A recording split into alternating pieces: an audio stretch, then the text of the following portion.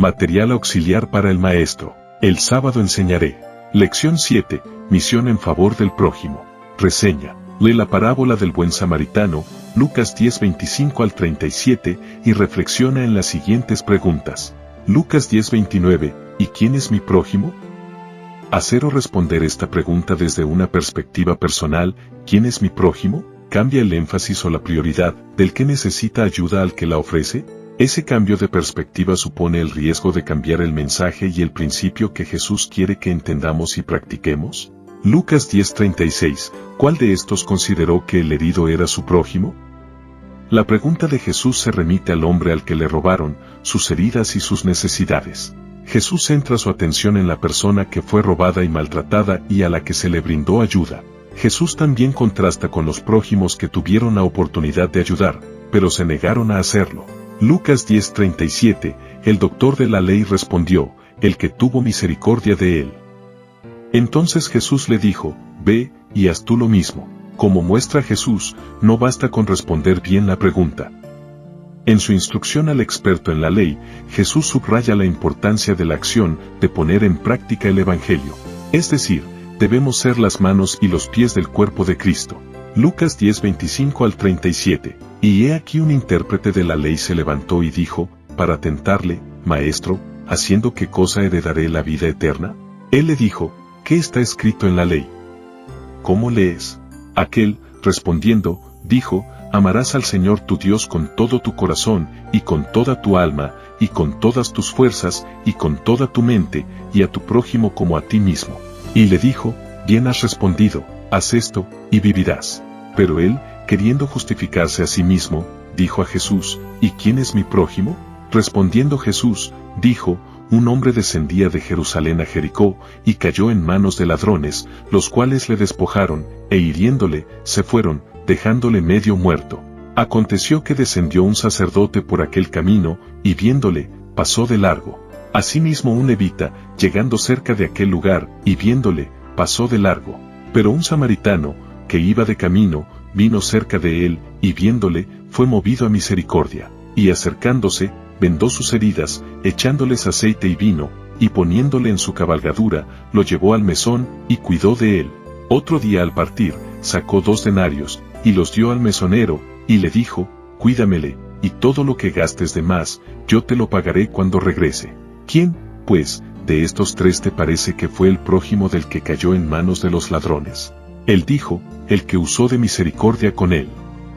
Entonces Jesús le dijo, ve y haz tú lo mismo. Comentario.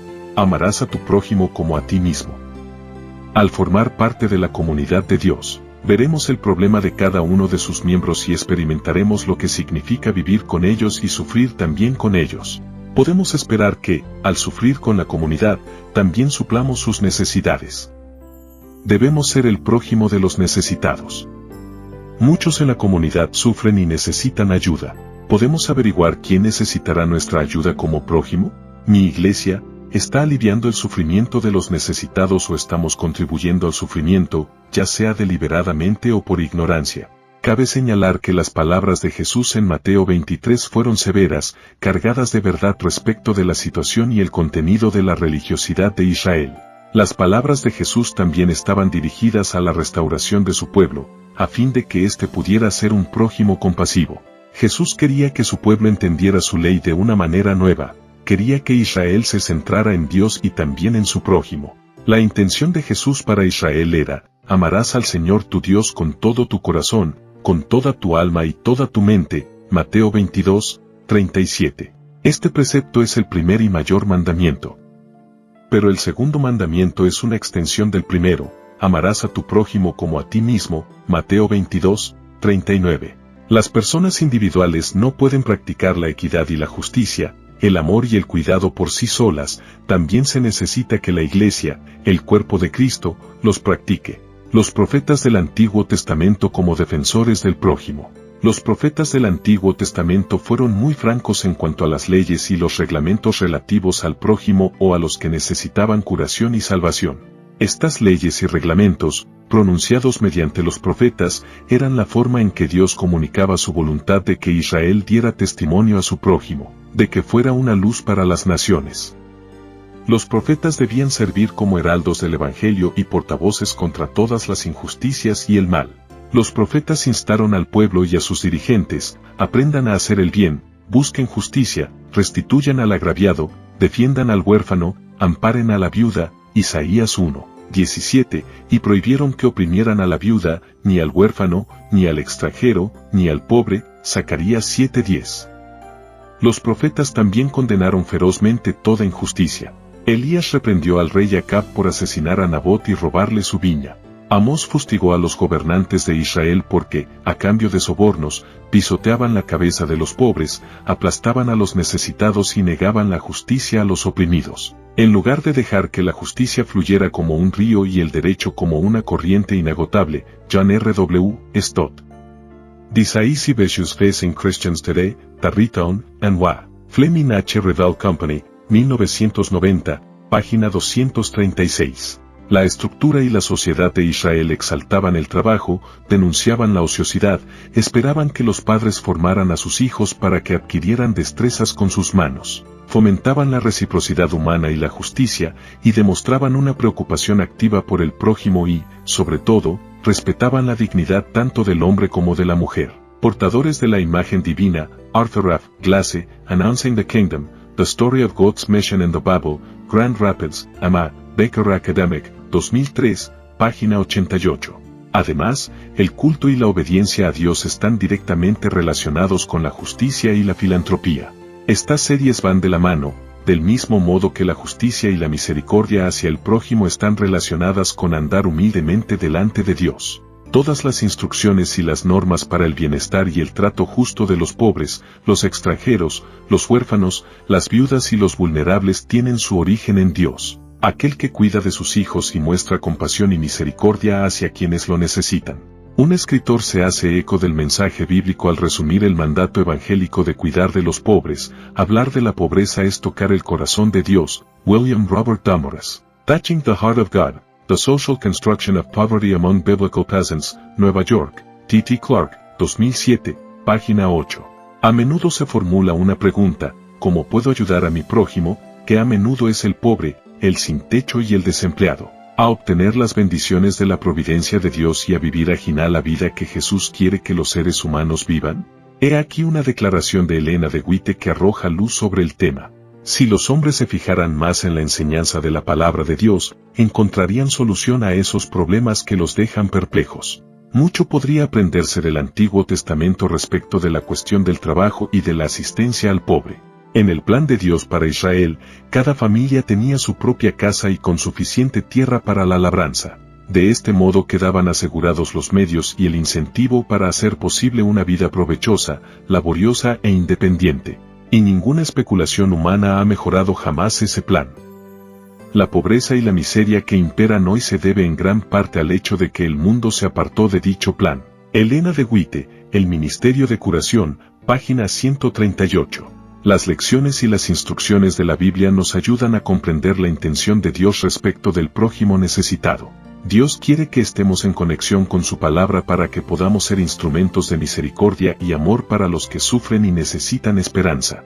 Además, es el propósito de Dios que los ricos y los pobres vivan unidos por lazos de simpatía y de ayuda mutua. Ibid, página 145. Esta unión será una bendición para ambos grupos.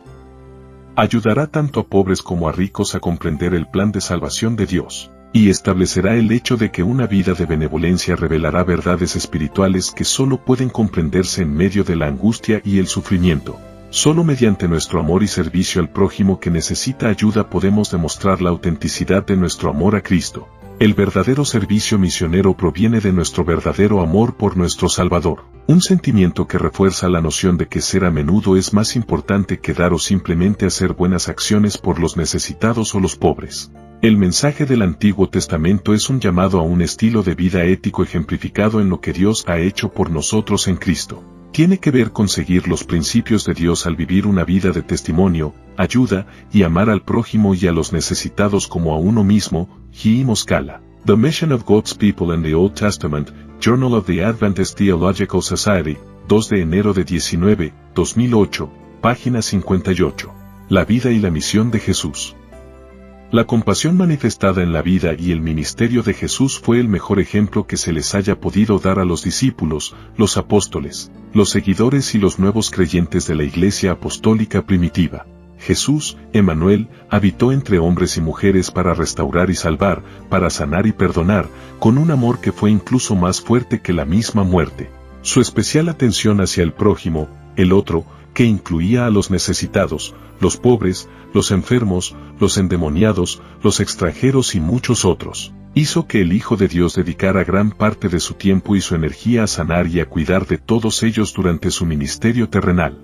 Las acciones de Jesús siempre confirmaban sus enseñanzas, y su ministerio de curación, salvación, ratificaba lo que predicaba. El suyo era un ministerio de restauración, que sanaba la mente, el cuerpo y el espíritu de los seres humanos. Jesús vino a revelar el carácter de Dios a la raza humana caída y, con ello, hizo posible la restauración de la imagen de Dios en sus criaturas. Cuando se satisfacen las necesidades tanto de los que son miembros de la Iglesia como de los que no lo son, cuando nos convertimos en prójimo de los pobres y suplimos sus necesidades, cuando vemos al hambriento y al sediento y les damos de comer, cuando vestimos al desnudo y visitamos al encarcelado, entonces los miembros del cuerpo de Cristo tienen verdadera comunión con Dios y entre ellos.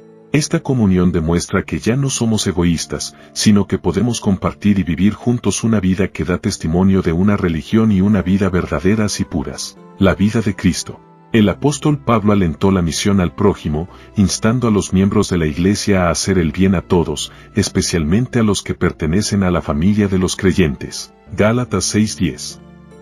Pero Pablo también tenía una visión más amplia de esta misión de compasión hacia el prójimo, que abarcaba incluso a nuestros enemigos. Si tu enemigo tuviera hambre, dale de comer, si tuviera sed, dale de beber. Romanos 12:20. Aplicación a la vida. Todo el Evangelio de Jesucristo, un evangelio capaz de curar y salvar, de proteger y restaurar, ¿cómo puede transformar a nuestro prójimo en heredero del reino de Dios?